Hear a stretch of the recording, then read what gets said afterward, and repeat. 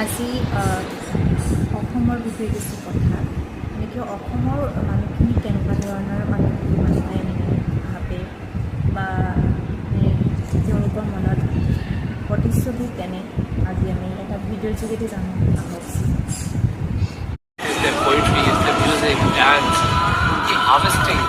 और मैं कभी नहीं भूला, पहली बार जब मैं असम एंटर किया हूँ तो एयरपोर्ट के पास ही एक बैम्बू के अंदर दही मैंने खाया। मैंने आज तक लाइफ में ऐसा दही नहीं खाया।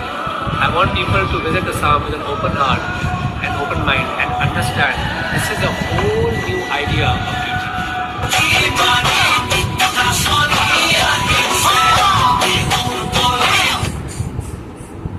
ভিডিঅ'টো আপোনালোকে চাই কি বুজি পালে, অসমৰ মানুহবোৰ কিমান বহল মন অন্তৰৰ মানুহ এই ভিডিঅ'টোৰ যোগেদি হয়তো আপোনালোকে বুজি পাইছে।